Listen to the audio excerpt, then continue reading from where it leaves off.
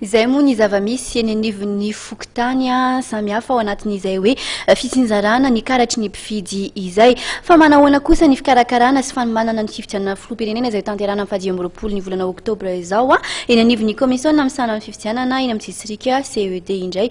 Izay kosa no entina amintsika eto anatin'ity fanadihadiana ity. Taorin'ny fandefasana ny lisitry mifidy sy ny karatry mifidy dia miasa amin'ny fanomanana ny fandefasana fitaovana ho an'ny fokotany ny Vaomera misana amin'ny fifidianana eny anivon'ny distrika na ny CED.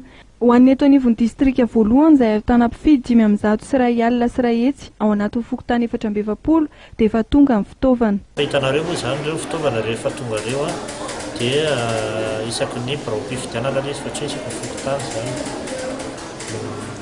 Maro ireo materiel ao anatin'ny stylo, papier, sachet fitondrana PV, encre ville, ny urne. Mikasika ny mpikambana 5 ao anatin'ny birao fandatsaham-bato sy ny mpanampy 2 isaky ny birao fandatsaham-bato.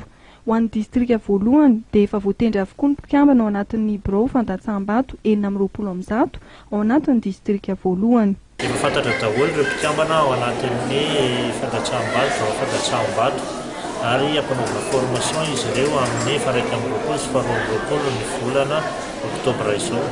Araka izany dia efa ao anatin'ny fiomanana-tanteraka amin'ny fiatrehana fifidianana filoham-pirenena fihojiana voaloha izay ho totosaina ny 5 oktobra ho avy izao ny distrika voalohany.